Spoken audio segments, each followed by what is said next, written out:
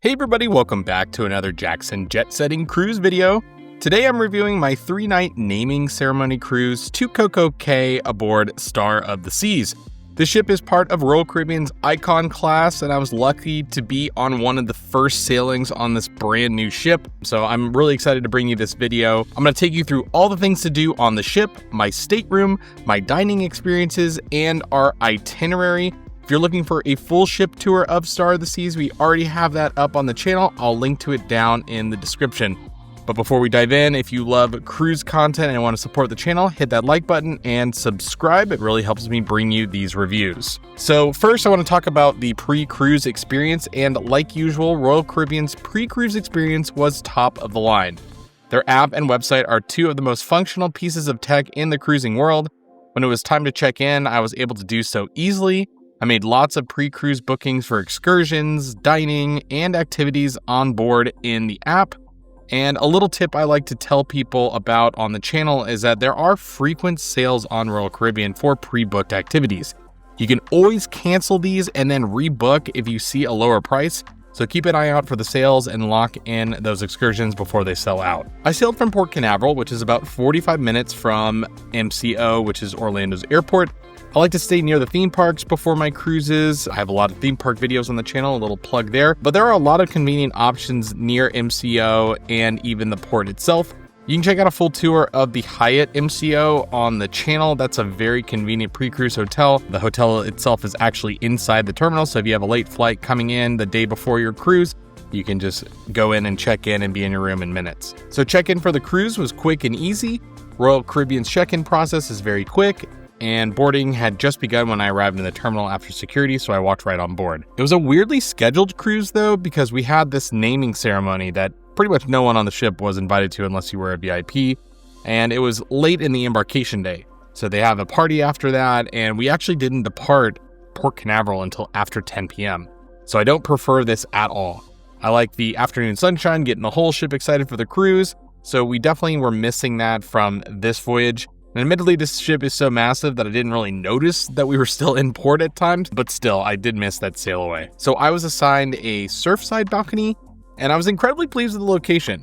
I had a nice ocean view to my right side, so I wasn't actually missing a lot of the ocean views that you normally get. Now, that being said, you do have balconies that are directly in front of you that did take away a lot of the privacy, and ultimately, I didn't love that. So I think next time I'll just focus on booking an ocean view balcony, and it can also be sometimes noisy on the decks below, so just keep that in mind before booking this room type. Now, since I was about as far aft in the hallway as you could go, it was quite a walk to get to my stateroom from other parts of the ship. It takes about 10 minutes to walk from one side of the ship to the other, so there's really no perfect location, I don't think, on this ship for staterooms. It's just truly so massive. But I did wish that there was maybe an alternative exit at the end of the hallway to get me down to maybe Surfside or some other public areas of the ship. If you want assistance in booking your next Royal Caribbean vacation, we can definitely help. We've helped dozens of families travel on Royal Caribbean as ship experts ourselves, and my goal is to make your next vacation the very best ever. So at our travel agency, you can receive a free quote, and you can just read it out to us on our website, jacksonjetsetting.com/book. So now I want to talk a little bit about dining on board. Dining is always one of the highlights of a cruise, and it's a big focus for many people hopping on board.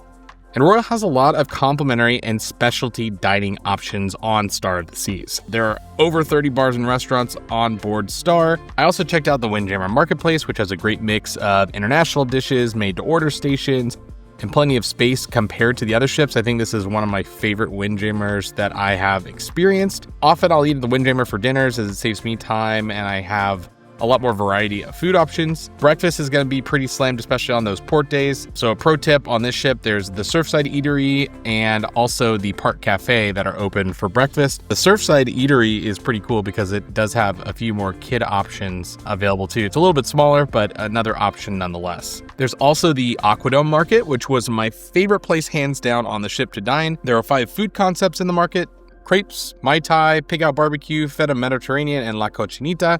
It also has a really great view of the ocean around you on those sea days. It's just really high up on the ship, and I absolutely love it. It's also just fun walking into the Aquadome and just being in that environment.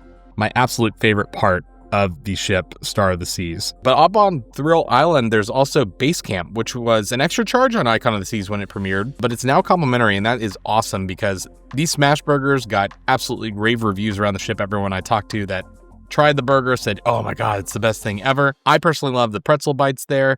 So that is all complimentary to you now at Base Camp, and it's a nice convenient option if you're that high up on the ship. And of course, there are fan favorites like Sorrento's Pizza and Logo Fresh, among other complimentary options around the ship. If you've ever tried to stay connected on a cruise, you know how tricky and expensive it can be.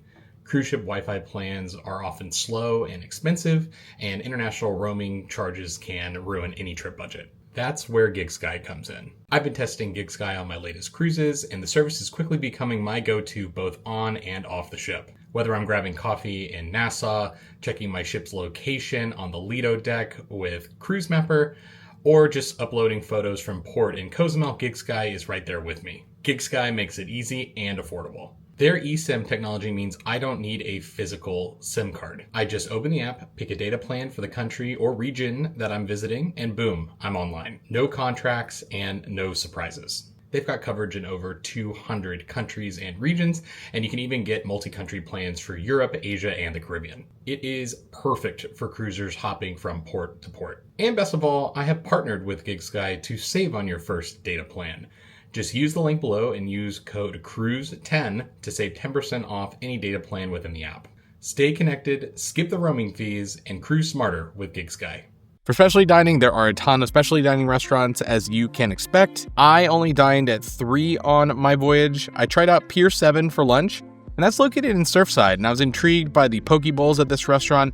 It's very affordable. It was maybe $17 after tax and gratuity when I pre-booked in the app before my cruise. Unfortunately, my experience took way too long, which took away from how good the food actually was. So overall, I would probably recommend Pier 7, but if it's looking busy, I don't think that the kitchen can really keep up with those orders. I also tried Izumi Hibachi. I just loved doing hibachi. There's really not too much different besides the size of the restaurant here on Star of the Seas, and it's pretty much identical to Icon of the Seas. I didn't love the table that I was seating at because the space that I was seated at as a single sailor, it seemed like I was pretty far away from the actual grill, which I think is like the whole experience of hibachi and why they kind of charge a premium for it. So overall, I didn't love my spot, but made do. The food was delicious, of course. And a cool thing on Star of the Seas is they do have Izumi in the park, which is a sushi to-go window, and they also have the bubble waffle ice cream as well. And then finally, the last specialty dining experience that I had on board was a very special one. It was the Lincoln Park Supper Club. This cost me over $200 before my cruise, and it was absolutely my favorite experience on the ship. It's an intimate, multi-course, and multi-hour experience, and they pair every bit of food with a cocktail, so you come out of there pretty drunk if you are drinking. They also have non-alcoholic options as well. You have live entertainment in the venue too, and they tried to match a lot of the songs with the theme of the dish that was coming out, which I thought was really cool. They had a trumpeter from up top. It just felt very dramatic, and I just think they knocked this concept out of the park. This venue is meant to invoke a Chicago speakeasy, and a lot of the food is themed to that. So I think they nailed this concept, and I do recommend doing it. It'll sell out very quickly because there's just one seating each evening. And since Star of the Seas is doing 7-night sailings, you'll probably have a little bit easier of a time making it in than I did, but I was very happy to secure a reservation here. And then other restaurants around the ship include Playmakers, Hooked, Giovanni's, and Chops, but I didn't have a chance to try those out. They are very similar concepts to what you can find on the other ships. So overall, I just tried to focus on what was new to me and also just wanted to try out that hibachi. So now I want to talk about activities on board. This ship is absolutely loaded with activities and things to do. There is the Category 6 water park, which is the largest water park at sea, or at least it's tied with Icon. And there's 6 water slides, including racing mat slides, a drop slide that was closed during our cruise because of something that happened on Icon. So they're hopefully fixing that for the first voyages soon. And they have 2 raft slides, which is just amazing. They also have the Crown's Edge, which is a skywalk / obstacle course, and you're suspended 154 feet above the ocean. So there's actually like a plank that you walk out onto, and then they drop the plank and you kind of lurch out and have a small zipline experience.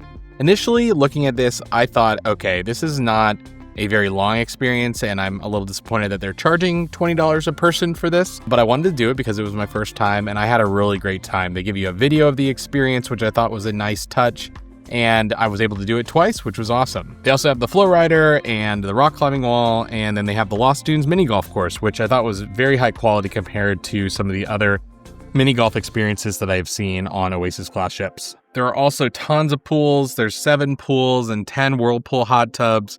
So multiple pools spread out across all the different neighborhoods. If you're in the suites, you have your own pool. There's also the Surfside neighborhood, which is kind of got a family-centric vibe to it. And they have a splashaway bay down there. So all the kids really are going to be separate a lot of the time from the adults on the main pool deck, which I think was a very smart move from the design of this ship. There's also some indoor activities. They have laser tag on the sea days that is available on Absolute Zero, the ice skating rink. And then you have the Royal Escape Rooms. There's 2 of them on this ship.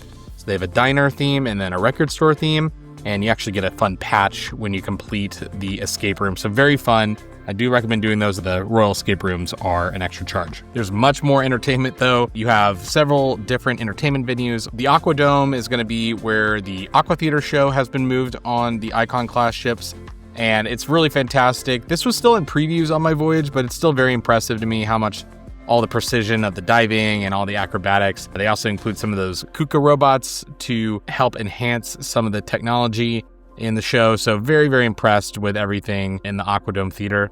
Absolute Zero is the ice skating arena, and I love a good ice skating show on a Royal Caribbean ship. This was the largest one at sea, and I loved Seoul, which was the ship's ice skating show. They had some fun kind of skating and ramps going on, which I hadn't seen on any of the ice skating shows before. So they keep trying to innovate, which is really fun. And then finally, Back to the Future, the musical, is the main show in the theater. There's also going to be a production show, but we didn't have a chance to see that quite yet. But Back to the Future, the musical, was absolutely incredible. It's the full Broadway production. They have a flying DeLorean. It is absolutely amazing. Definitely go check that out on your cruise. Lots of other entertainment around the ship. I loved the dueling pianos on the Royal Promenade. I've loved that on other ships that they now have brought to the Icon class of ships. I hope that they expand this onto other ships in the Royal Caribbean fleet. And then now I want to talk about our itinerary. It was a short itinerary, just 1 sea day and 1 stop at Coco Cay. So if you're watching this and you're thinking about sailing on Star of the Seas, you're going to have a choice between a 7-night Western Caribbean or a 7-night Eastern Caribbean sailing. So just keep that in mind. I think that 3 nights is way too short for this large of a ship, but it just fit my schedule, so that was really fun to at least be on one of the first sailings. Overall, Star of the Seas lived up to the hype with incredible dining options, unique activities, killer entertainment, and Royal Caribbean's friendly service. It's a ship I'd like to sail on. If you're thinking about booking, she'll be sailing on those 7-night Eastern and Western Caribbean sailings in the foreseeable future. And don't forget to check out my full ship tour and my tips and tricks for sailing on Star of the Seas videos. Both are linked down below, and we'll see you on the next video.